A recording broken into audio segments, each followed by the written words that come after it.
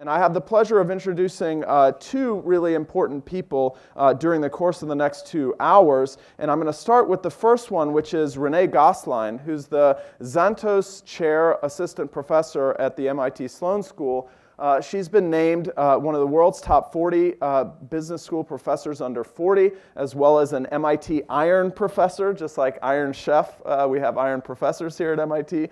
She's specifically interested in how consumers influence one another's behaviors. She's interested in status group dynamics, consumer empowerment in digital media, and when imitation can benefit a brand. And through all of this, she employs experimental methods to inform strategy. Renee is really an amazing researcher and an amazing person who really has an ability to ask very insightful and keen questions. So it's a great pleasure to introduce her to take the floor. Thank you very much, Renee.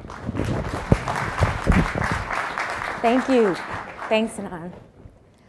Well, hello, good morning. Thank you for your attention. I think that Sinan's introduction and also Stephen's talk about the ecosystem is sort of at the crux of what we're talking about in some of the experiments we have going on. Now, I am, I guess, representing the behavioral group within the IDE family. And when you think about behavioral research, it really comes down to people.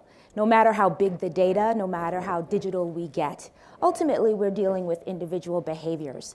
And so I'd like to share with you a little bit of the sort of prevailing wisdom of how we make these decisions. This, of course, is an iceberg. It's a very popular image used to talk about how decision-making, though we find ourselves to be really rational, is often undermined by influences that we're not necessarily aware of. So the iceberg, as you know, the tip of the iceberg is just the smallest part, but that sort of is like our brain in that we can process consciously about as much information as fits on a Post-it note.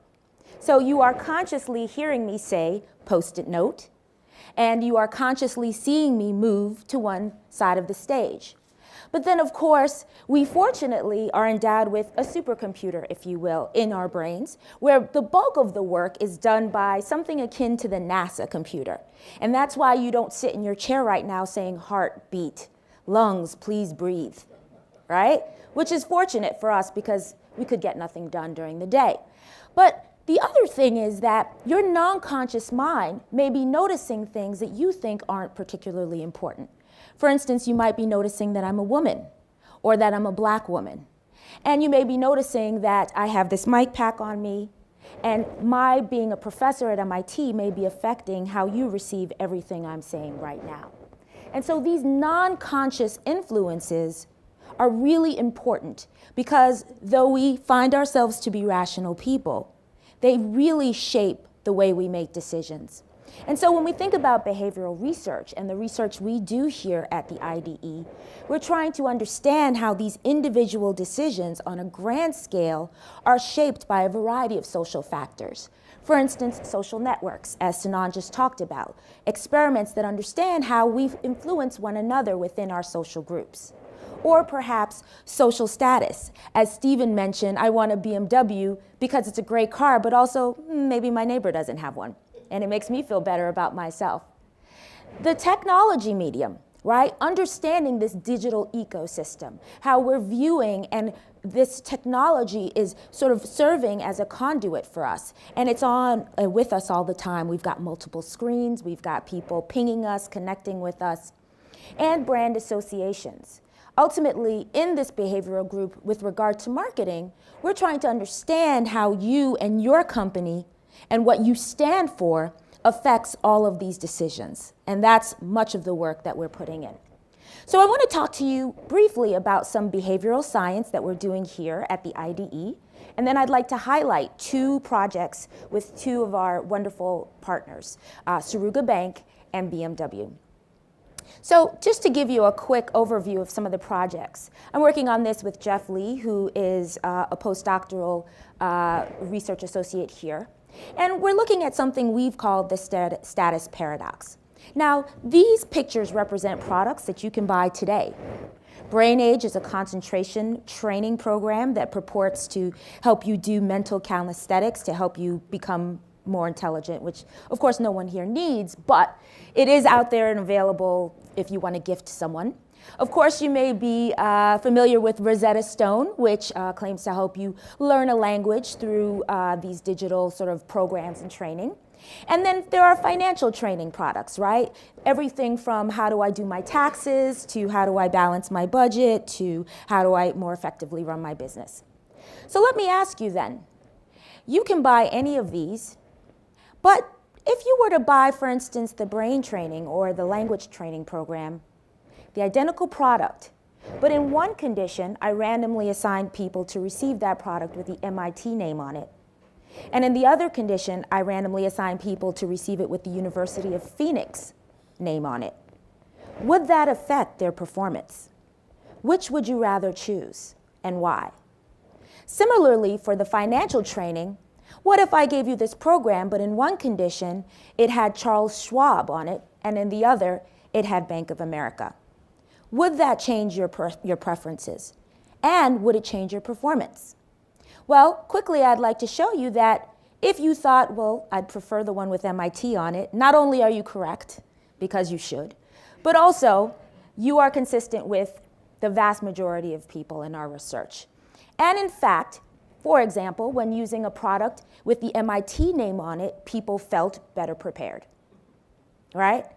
In addition, they had 35% more willingness to pay. They were willing to pay a higher price. But what we found is this interesting paradox where despite this, and in the case for financial products, we did this with Charles Schwab versus Bank of America, where people preferred Schwab as the higher prestige brand. When it came down to their actual performance, it was worse when they had the high status brand.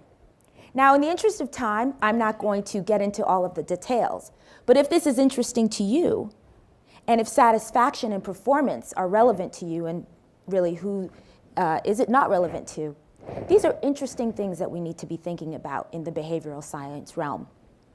Another project we have going on talks about how social media affects health behavior. Now, you may be familiar with the Ice Bucket Challenge. Here we have Bill Gates and Oprah getting doused.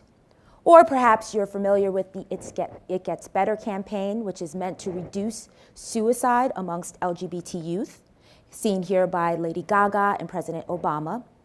Or perhaps you're planning to participate in Movember, which is during the month of November, men grow out their facial hair, hence Movember, Mustache November, to raise awareness for prostate cancer. Now, these are examples of very successful campaigns that have had viral success and led to interventions that create better behaviors for health. And so we're trying to understand then what leads you to share this and how does it affect you?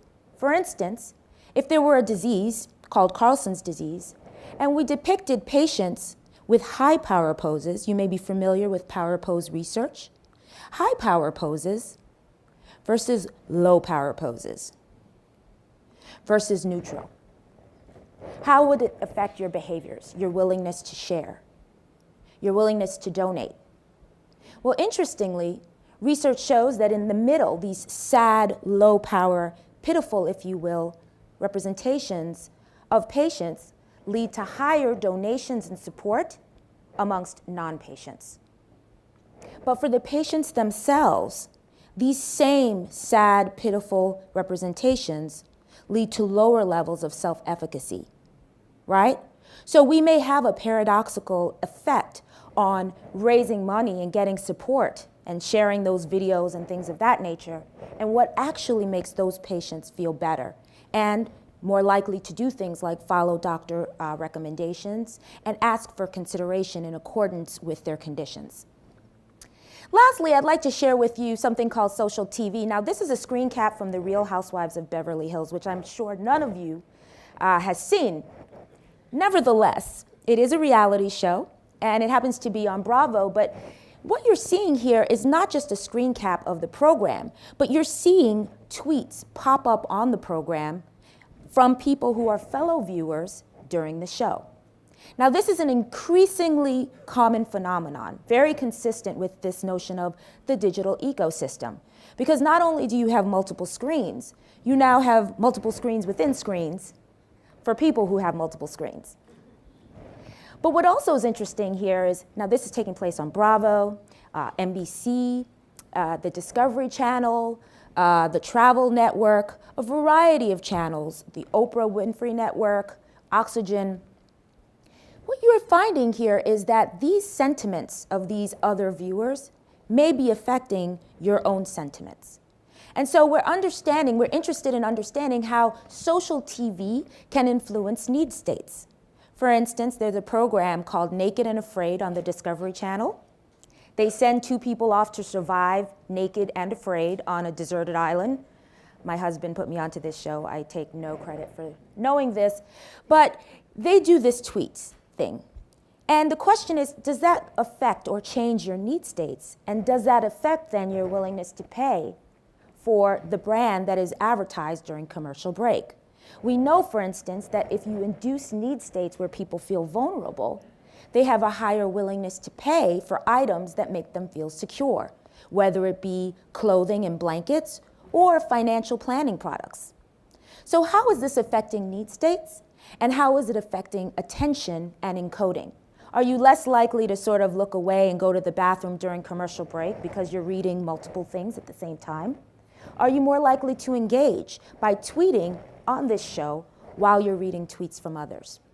So this is a lot of the things that we're talking about, and I think one common denominator that you're seeing with this research in the digital realm on behavior is that this notion of complete marketer control, as represented by the Mad Men days, which truly, of course, are over, literally now because the show has ended, versus the other end of the spectrum where you have complete consumer control, as heralded by many trade publications, can be a scary notion.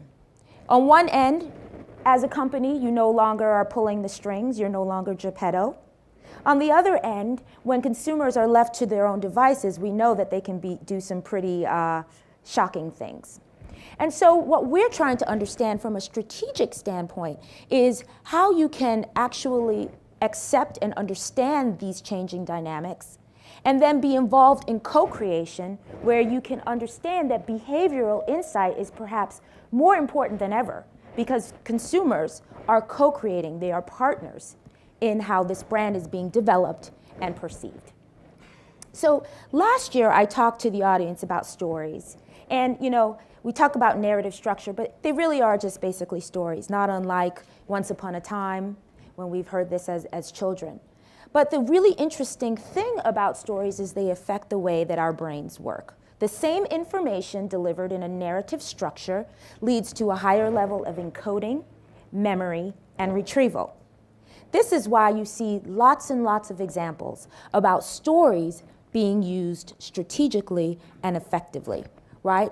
Whether it be from This American Life on NPR or the craze that is now known as Serial, books that speak to managerial strategy, story wars, and the fortune cookie principle about how stories really can change the way people connect to your brand. To, for instance, the advertising for American Express, where we have the founder of GoPro and Mindy Kaling talking about their origin stories and using that as a means to connect with this financial product. To social media, where we have here Wendy's will give you the imagery and you provide the script for the story, or Taco Bell, which actually is pretty genius in creating a taco with Doritos in it. But if you ever want to find out how to do social media correctly, how to connect with your consumers via social media, Taco Bell, I think, is really a gold standard. So using these stories, using these narratives is important because pretty much all that big data boils down to is taking these disparate parts and weaving together a story. And it's a fundamental form of human communication. And we want to understand, as depicted here in this rhetorical triangle, how we can push different levers to change the way that people interact with our brands and how they encode and remember our brands, and ultimately how that affects preference. So this is the rhetorical triangle, not my work, actually from literature theorists, that shows that a story is sort of created by the context in which it's told, the text or the content itself, the audience, and the author. For our research with Suruga Bank, we wanted to unpack this a little bit more and understand how we could potentially, in an experiment, manipulate the context and the author to affect the way that consumers feel about Suruga Bank. So we changed things according to little b or big B. Are you hearing this story on the Suruga brand official website? Or are you hearing it on YouTube from Suruga's channel? Or are you hearing it on YouTube from a regular consumer channel? And who's making the story? Are we telling you it's coming from a consumer? Or are we telling you it's coming from the brand? We wanted to unpack this even further, and so we got on our second project with BMW to look at this issue of authorship and content. And we wanted to understand, how does the quality of the story affect this engagement? And how does it maybe interact with the authorship, such that a brand like BMW is able to share stories that are compelling and do it in the most effective way. So I'd like to talk to you briefly about Suruga Bank first. We did this experiment to try to understand the relative influence of the brand versus the consumer on effective story making. And you know, people are pretty much familiar, of course, with B2C communications, B2B. But what we wanted to really understand is that in this digital ecosystem, it's a bit more complicated than that, isn't it? These old notions of a one-way flow of influence are pretty much extinct, as Stephen mentioned earlier. And so we wanted to understand how C to B to C works. Consumer stories that are told to the brand, and then the brand tells those consumer stories to other people. How is that effective?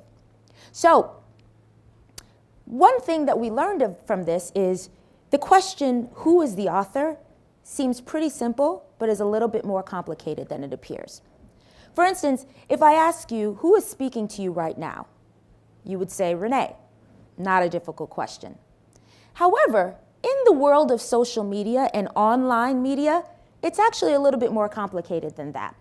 Because from a behavioral mindset, even offline, we have selective attention, and we are prone to something called change blindness, which means right in front of your face, things can change and you might not even notice it.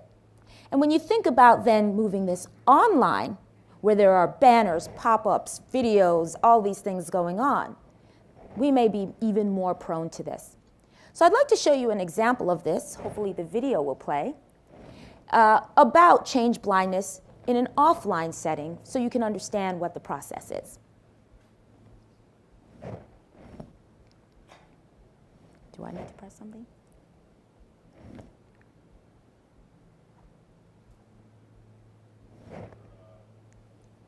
No go?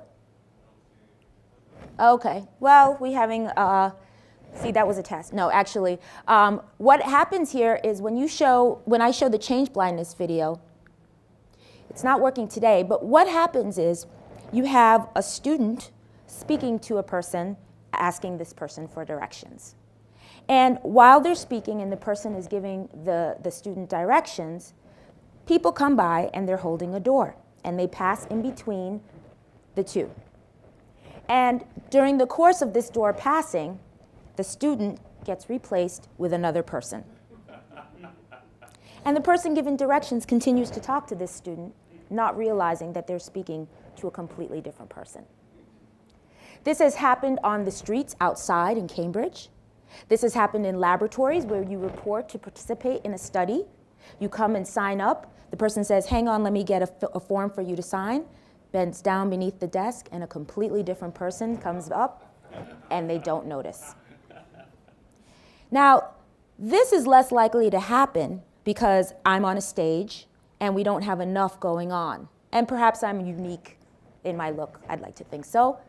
But in fact, this happens online very often. And that's one of the things we found with our experiment with the Suruga Bank.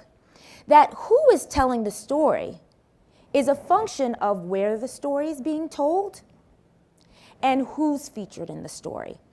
And dependent on that perception, the story can have very different impact. So what we found is even when you tell people, a bank has made this story. When they feature a user or a consumer in the movie, they believe actually it's co-created. Let me show you how this works. We did this experiment where we shared a story called My Dream that was about an individual named Iwao, who's a violinist, but also really enjoys renovating properties. And so we had two contexts. One was the Suruga Bank official website, surugabank.com, and the other was YouTube, where we either had the YouTube channel sponsored by Suruga Bank or the YouTube channel that was called a home finance channel made by average consumers. This was done with Japanese participants, and we had over 1,200 participants in this experiment.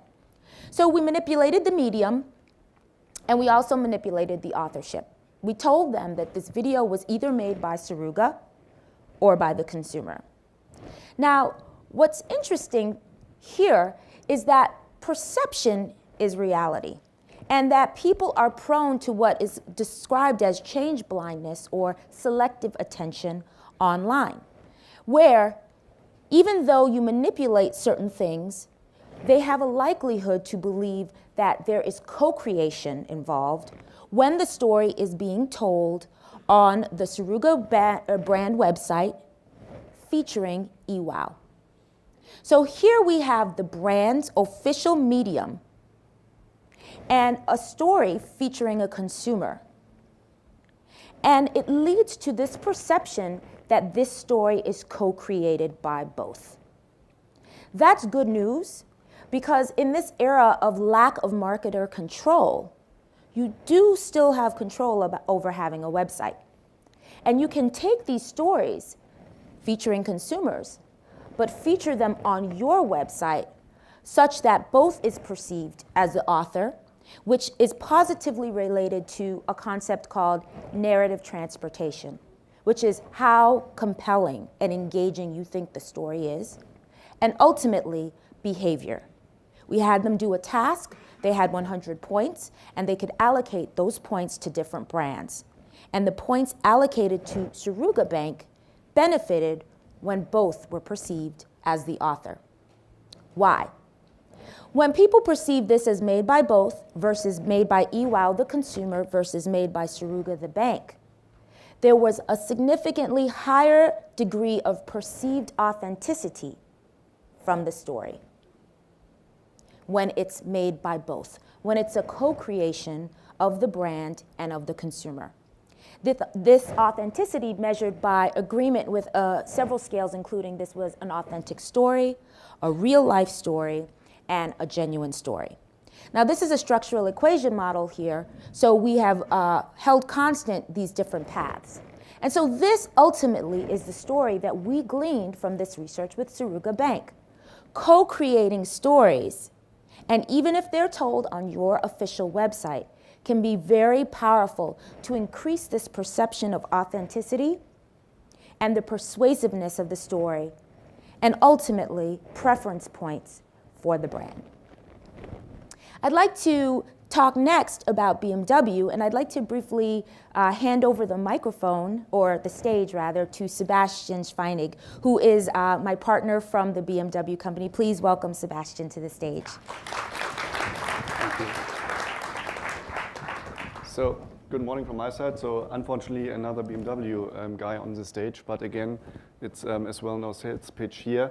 So, what I wanted to show you is a kind of update on the things we are doing with you guys here in the room, and also to give perhaps some new sponsors or some new partners some insights that it's not just only done here in Cambridge and that's all, but that we are really using this information also for our digital strategies and campaignings. So I'm actually running the web marketing topic for BMW. So as being kind of loved brand company, probably it's not the worst company to do social media. So what we are seeing here is our best posting we ever did on Facebook so far. So it was published on September 2012. They are 560 horsepowers, by the way. Can you find them? So I think it's a very easy headline, a very nice interaction. At these times we had around about 12 million fans on the international BMW Facebook channel, and we have engaged and reached around about 4 million fans. So what we are seeing for a couple of months and years now is probably the decreasing reach, meaning that all the big social media outlets there like Facebook and Twitter and YouTube are doing some regulations. Some call them edge rank, some other call them in different ways, but the kind of reality is that it's not that easy for us anymore to find the right audience with our brand communication. And we proved this, let's say, idea or this thesis with probably 2 years later, the same posting with the totally same headline, totally same pictures, probably really 2 years after we did the first one. And in 2014, we had around about 20 million fans. And if you have a look at the numbers here, so 4 million to 860,000 reached people against around about 220,000 likes against 74,000 likes.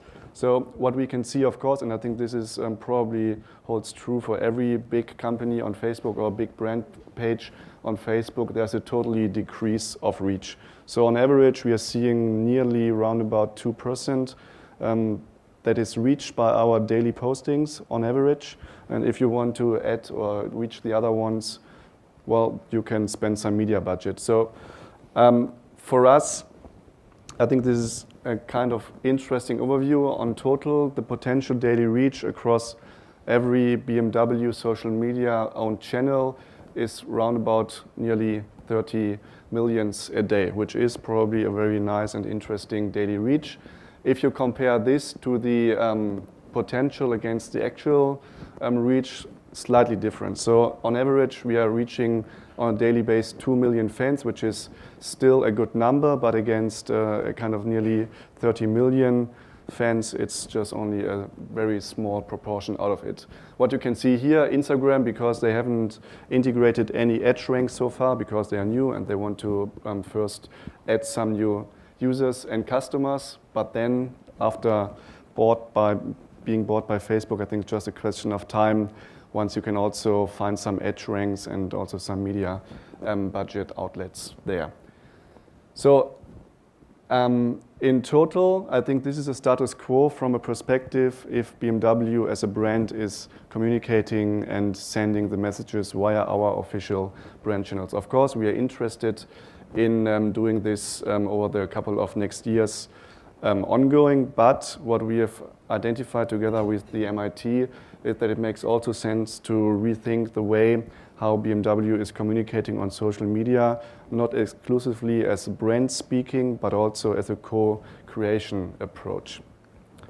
And while we are doing this, we are seeing, I think Stephen had mentioned it earlier, it's not just this picture, what we are probably always discussing mainly internally. So there are a lot of people working at BMW who are believing that BMW is as big as Foursquare, is as big as Google, is as big as Yahoo, and so on and so forth. But if you, let's say, show the kind of reality at the moment, things are slightly different. So therefore, we are seeing a decrease of corporate, let's say, communications on these channels and an increase of peer-to-peer and consumer and fans-driven campaigning.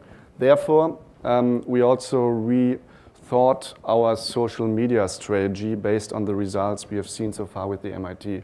I think this is pretty common. So we are the brand, so our own channels. So we have, of course, a lot of channels on different platforms. This is kind of easy. Then, as being a brand or a loved brand, I think it's also kind of interesting to also track the earned media, meaning there are a bunch of customers out there. So in total, I don't know, 50 million people who are on Facebook, Twitter, and so on and so forth, and talking about our brand. And the question for us is whether we want to join this conversation or not. And we decided to, let's say, join this conversation and give them their space to also discuss their experiences with BMW. We called it BMW Stories.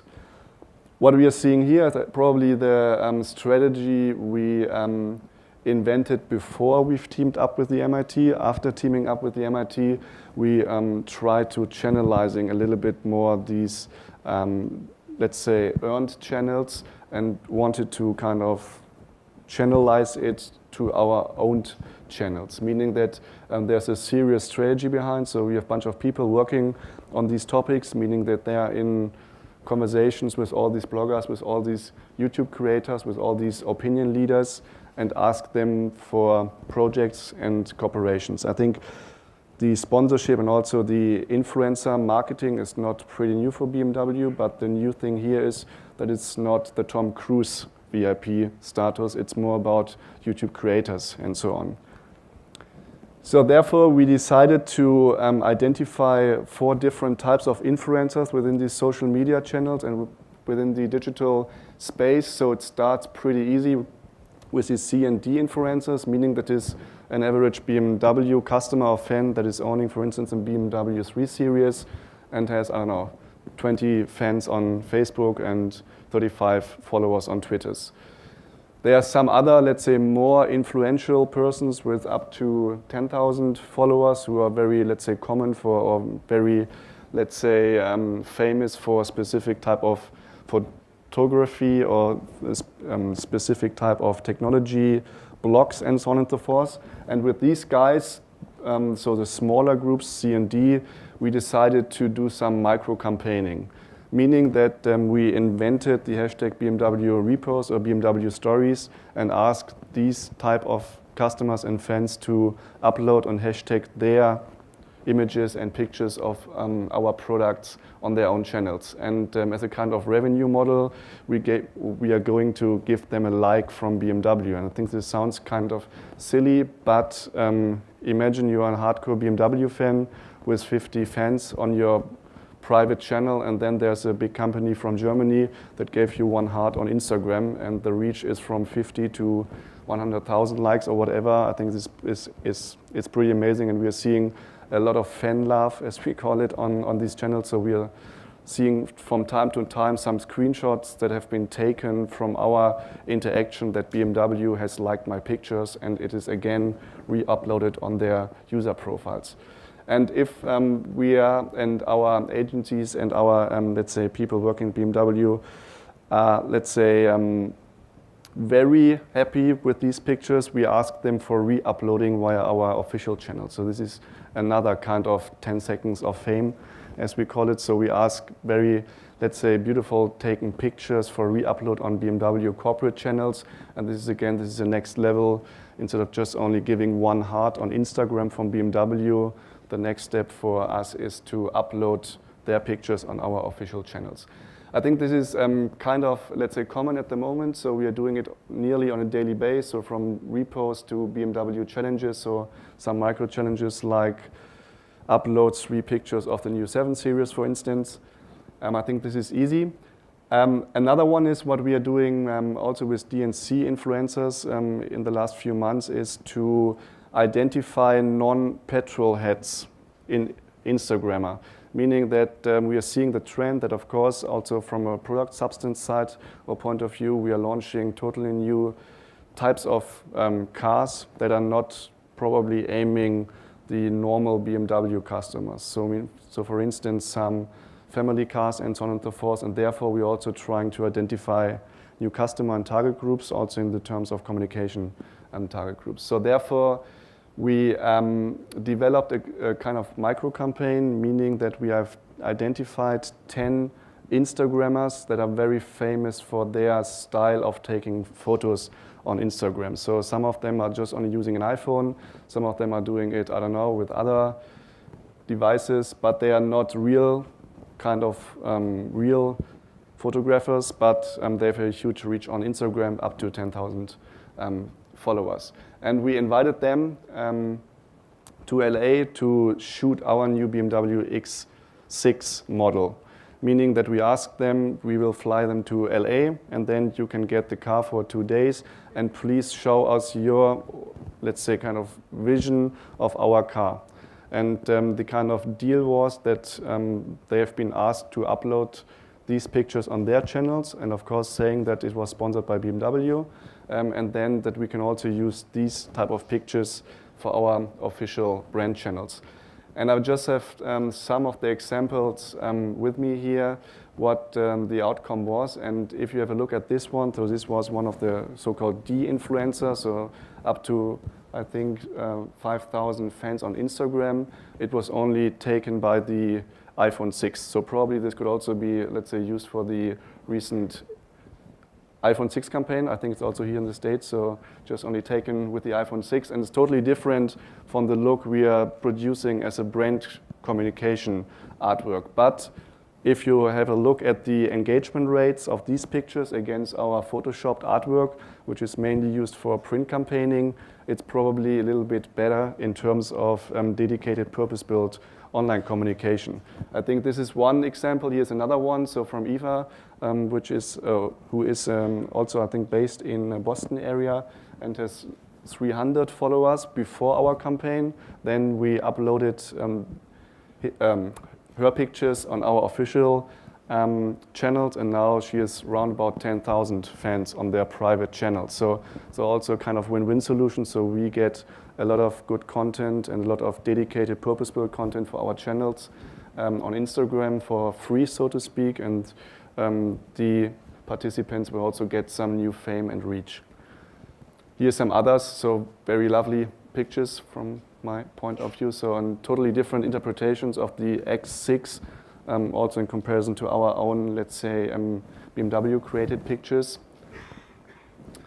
And when we are talking about A and B influencers, of course, we are talking about Tom Cruise. So you will find new BMW cars in the upcoming Mission Impossible 5. So this is our mainly, let's say, very, let's say, traditional influencer marketing and approaches. When it comes to digital, as I said, we are more into, for instance, YouTube creators. And believe me, it's not the easiest one to convince or to explain what a YouTube creator is and why do we have to spend money and let's say, do all the travel costs and so on and so forth. And then again, that it's not used by our own channel, but it's uploaded by the 20 years old YouTube creator from Paris. So it's also a kind of corporate issue we are facing at the moment to convince people that even a YouTube star, which is 20 years old, is okay in order to get reach. Not Stephen, but perhaps some other colleagues.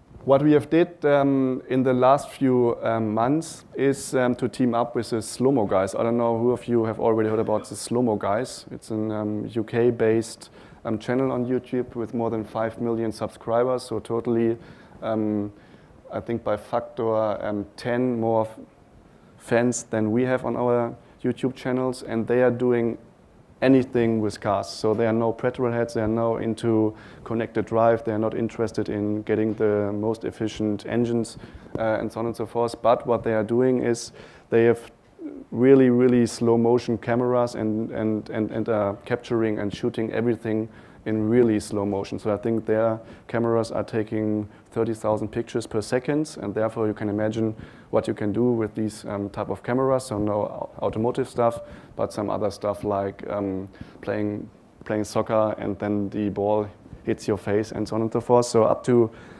80 million views on YouTube, these type of videos from the Slow-Mo guys. And what we did is we provided them with the latest BMW 2 Series and did not ask them to say, okay, this is a latest BMW model, it has efficient dynamics and connected drive. But we gave them this vehicle and asked them to drive through a wall of water in slow motion. So really, let's say, probably purpose-built for their kind of fans and viewers on YouTube. And in this case, the video generated more than 2 million views to totally non-automobile users and viewers on YouTube. And I think it took in total more than 4 minutes. And I think the BMW was seen around about 3 minutes in this 4 minutes video without saying any marketing claims and so on and so forth. But what you have seen is that the car was built so well that even if you're driving through a wall of water, you won't get any water drop inside your car due to the lovely design of the BMW. So in this case, we just only tried to integrate our products in their, let's say, audiences without doing any, let's say, marketing-driven headlines. Another thing, and this is the last one here, is Marques Brownlee. I don't know who of you knows Marques Brownlee. It's more, or he's more into technology and IT and hardware stuff. And we invited him as well to our CES booth in Vegas this year, and also asked them to shoot a video of around about 10 minutes about our product features. So again, without saying that you have to say this and that, but what he have done is to interpretate, let's say, our technology in the language his users are, let's say, used to it. And here again, we reached a lot of new target groups and a lot of probably non-automobile users with our products.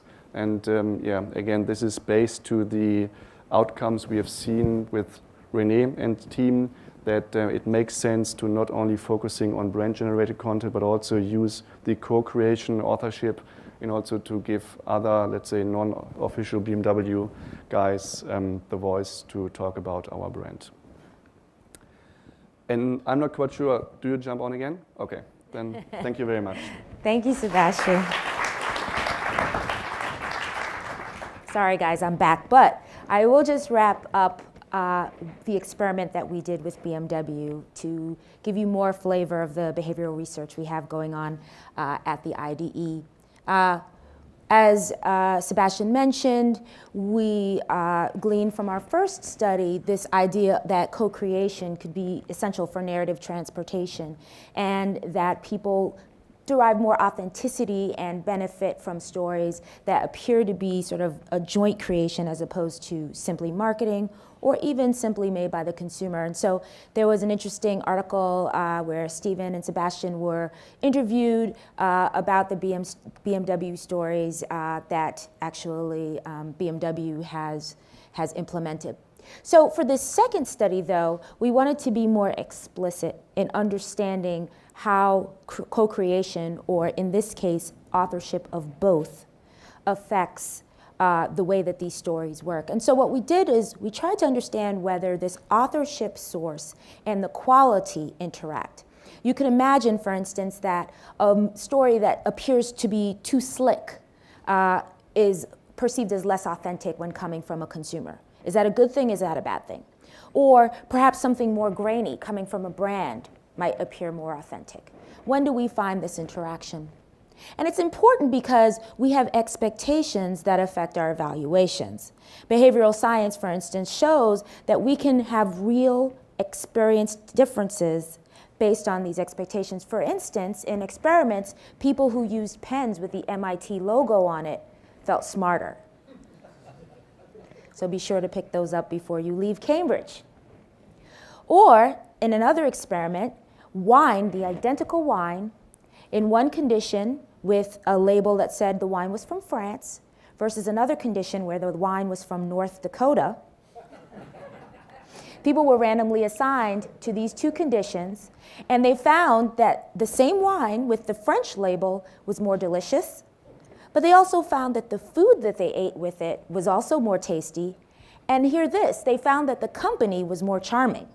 So think about that the next time you consider buying a bottle of Yellowtail for the next cocktail party. And some other research done here at MIT has shown that identical products, when used and given a 10% institutional discount, right? So you're here at MIT, we give you a discount, as opposed to one having to do with some kind of product problem, resulted in lower efficacy, right? Lower performance afterward in the case of the identical product given at a discount. And all of this may be familiar to you if you know about placebo effects, right? And so this is from the medical literature that talks about how sugar pills can, for instance, produce feelings of less pain when given to you by a physician because of your expectations that a physician will give you something that is efficacious and will improve your pain, right? And so this is the theory behind why these effects happen, that we have these beliefs, i.e. doctors are here to benefit us. We have these expectancies, the doctor will give me something that improves my condition, and that leads to both subjective and behavioral outcomes. I feel better, I'm able to produce or perform better. And so we wanted to understand then, when it comes to these stories, How does the authorship interact with the quality to affect these expectations and ultimately the satisfaction you receive from this story? So I'd like to show you what our stimulus looked like. We used a story called My Twin, which actually features Jeff Lee, who is our postdoctoral associate here. But this is a true story. When Jeff was born, around the time he was born, his parents bought a new BMW, and they always referred to it as his twin. And they still have this BMW, and it is now Jeff's, and Jeff is quite close with his twin brother, who he's named Seth. And this is a true story and was actually quite well received. In fact, the BMW team was able to use this. And this story was generally very well received, regardless of author. It had a mean 6 out of 7 rating for the video. So I'd like to talk a little bit about what makes an effective story and then what makes a compelling story and how these two work together. So probably not shocking, but stories need to be enjoyable. It's always a good thing. But beyond that, exceeding expectations are very effective. So what you see here is a regression analysis where the dependent variable is a points allocation, right? We give you 100 points and you need to do this task of allocating these points amongst various brands. And what we find here is that even controlling for their ingoing points, which is of course significant, the rating of the video and the expectations versus their satisfaction, that is, if I ask you, did this video meet, fall below, or exceed your expectations, the higher the rating, the higher the exceeding of the expectations, the more beneficial to this dependent variable of task allocation. But looking further, we find that BMW is in a very nice position in that it's held in very high regard. And therefore, good stories from BMW are quite effective. As you see here, this is the control for their ingoing points. This is Jeff, the consumer author. This is BMW, and this is both. And we find that in terms of significance, BMW is positive and significant for this dependent variable. But when we look at both, we see that something interesting is going on here, that it's really not that far from significance, and the coefficient's actually higher. You also find that quality low has a negative and approaching significant coefficient, and there seems to be some interaction that we want to unpack. So here's what it looks like. When it comes to liking a video, BMW has great sort of brand expectations. But that also means it's harder for BMW to impress. The expectations are higher. So the same exact video, when told it comes from this consumer named Jeff, has a high and positive coefficient, as does the condition where it was told it comes from both. But when it comes from BMW, once again, given that this is a high quality video, the rating that they give is relatively lower because BMW is perceived as a high quality brand, and therefore the expectations are higher. Looking at this again, high quality video versus low quality video. In a high quality video condition, we find that Jeff as the individual and BMW as the brand are no longer significant. This is an interaction where we have the author in the high quality condition. The only significant and positive is the both. And we believe that this is because of the expectations of BMW having a complementary effect with the authenticity that the consumer brings to the table. At the same time, in the low quality video condition, you find that the only significant coefficient and negative is BMW. So BMW is punished if they perceive the video to be of lower quality in a way that the consumer is not, or even the both authorship is not. But both is appreciated and considered a better video in the way that BMW, because it's expected, is not. So looking at the quality expectation and putting this into the model, we see it looks a little bit different, where this co-authorship has now become greater and more significant, where BMW authorship is quite effective, and that's a luxury that BMW, the brand, and a testament to Stephen and Sebastian and their team. But co-authorship is pretty good too. And the thing about co-authorship is it can protect you against the risk of low quality videos. So this leads us to a structural equation model that shows in the condition where we have high quality videos, we find that the video rating is higher when that high quality video comes from a consumer, likely because your expectations of an individual are relatively lower. Some random person who makes a beautiful story about BMW is quite impressive because the average person can't do that. When, however, BMW is the author of this high quality story, they don't get the same bump for video rating, but they do in the case when they co-create. And the reason why we believe is because that video rating leads to whether the expectations were met or exceeded, which ultimately has a positive and significant relationship with preference points allocated to the brand. So we believe that video rating and expectations are really telling us that co-creation is a really nice way of gaining a lot of benefits and protecting against penalties. Because in the low quality condition, we find that there's a negative and significant penalty for low quality stories only when it comes from the brand. Because once again, the video rating and the expectations are affecting the change in preference points. So the quick conclusions from these two projects are that stories indeed are powerful for behavioral changes and effective for persuasion. But let's not fear the fact that the Mad Men age is over, and let's not completely abdicate control to the age of consumer empowerment, but rather figure out how we can partner with consumers to co-create, because in fact, this challenge might be an opportunity for us to create content with consumers that actually resonates in a more deep fashion than the content the brand could create on its own or that the consumer could create on its own. And so this perceived co-creation can be beneficial, and expectancies affect the satisfaction that comes with stories, the identical content, when told it comes from a different source. So co-creation might insulate brands from penalty and also be quite persuasive. So it's good news that consumer empowerment is on the rise and that the Mad Men days are over. Thank you all for your attention, and I want to specifically thank the BMW and the Suruga teams and Glenn and Jeff and the rest of our team here. We have really enjoyed working with you, and thank you for your attention.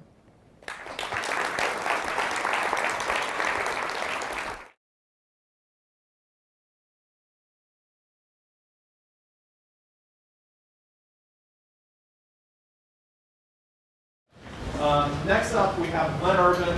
I won't spend a ton of time introducing him because he needs no introduction, really. He is a former dean of the Sloan School. He's been in and around here for over 25 years.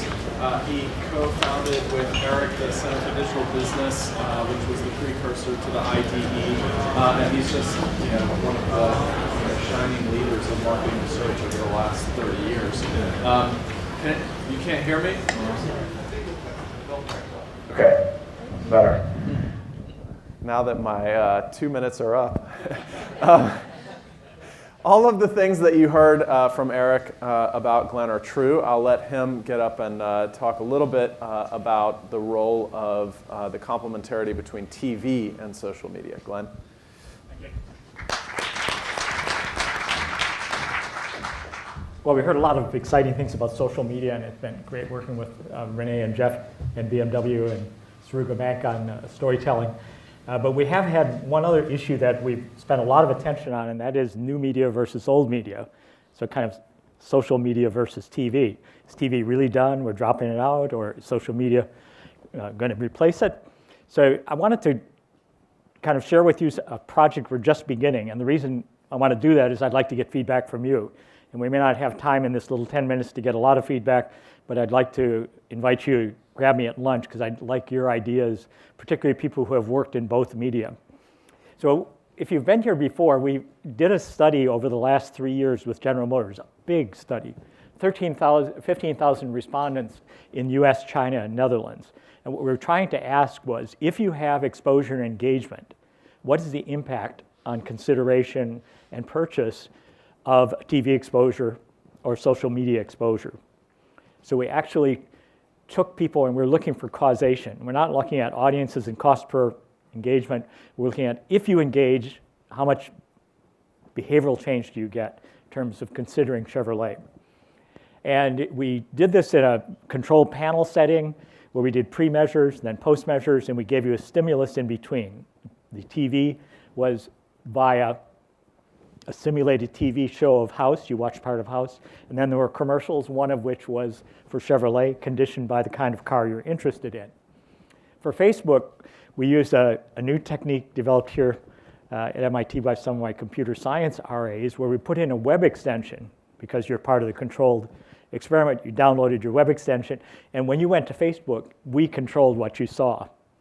So you saw the news feed with Chevrolet newsfeed on the top. So this was a big, strong intervention on social media. We also did this for search, and we did it for banners through that web extension. And what did we find? Well, the biggest effects we found across a range of statistical analyses and really convergent analysis was that TV exposure in this setting has a big behavioral change on consideration. These are points of probability of consider. So if you saw that house with the ad in it, you did change your attitude. Also on social media, you did. Now what was interesting is that in this study, we also found an interaction effect between TV and social. So if you saw TV and social, it wasn't just the additive effect of 9, 2, and 7. You also got a 0.3 bonus in the probability of consideration. And this was the only interaction across our 4x4 experimental factorial design that had the interaction. So it really asked us to kind of say, well, what is that? Because it's quite interesting as you look at the digital industry today.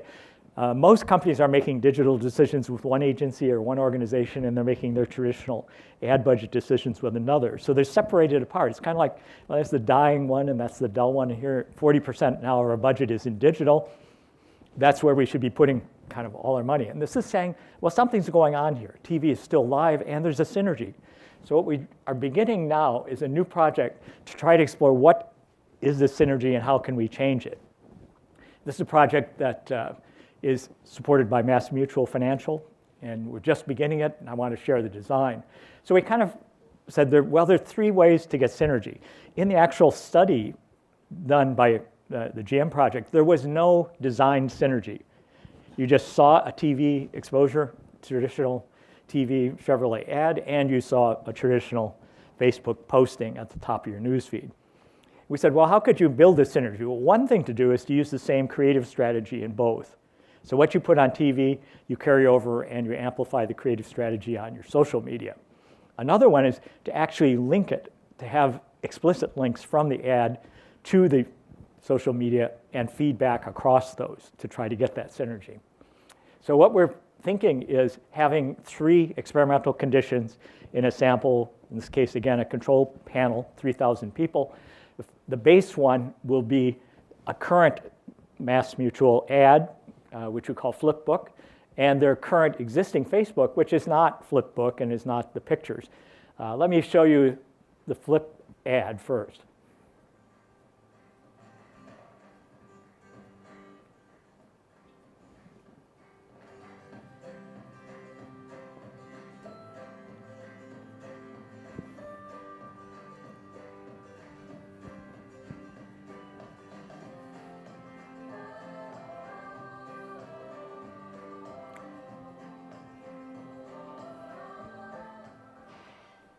So that's a 30-second TV ad. Our vision here is to take that ad in the base case with base Facebook, and then in the first experimental treatment, have Flipbook ad exposed to people, but also have Facebook explicitly showing photos from customers and allowing people to post customers. So that's kind of the same creative strategy, not really pushed to the linkage, but same creative strategy.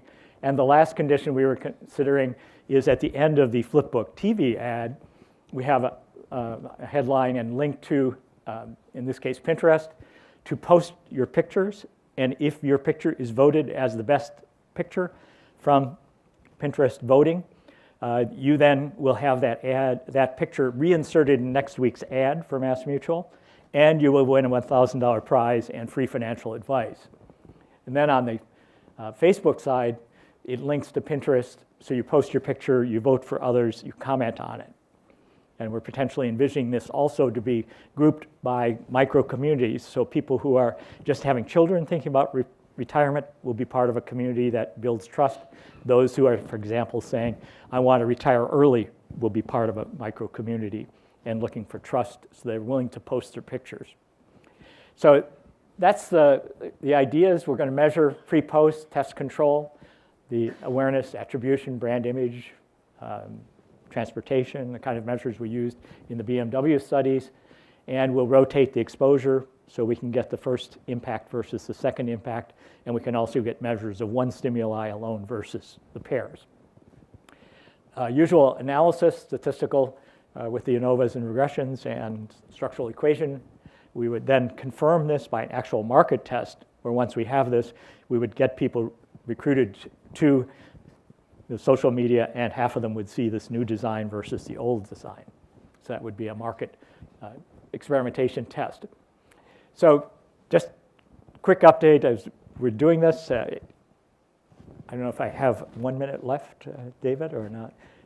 Any reactions, ideas for those who've worked in both of those? This makes sense? Would you change it? What would you suggest? Because I think in social media space, Facebook is almost like the old school social media. It's just like, you know, if you look at my kids, right, they see all the time on YouTube. That's why the BMW story, I think, is much more relevant to say Facebook going down, YouTube going up. Yeah, we could use anything in the base condition we want. The only this particular company currently base case out of Facebook. What we would do is definitely link across Instagram, Facebook, and Pinterest. And we're not doing, it would be another interesting idea. In fact, Stephen and Sebastian and I were talking about maybe you take the story, the Jeff story on YouTube, and you make that the commercial of the week, and then build into the video through YouTube. So maybe we're being a little more careful here in terms of, you know, static pictures rather than a YouTube video, but good suggestion. Yeah, could take this to the next stage through video, and it could be a next stage for our BMW work also to look at this synergy. All right, well, if you have other ideas or suggestions, please give me those and stay tuned. Hopefully next year we'll have some answers on this, and we're going to try to kind of better understand new old media and the total ecosystem and how they interact.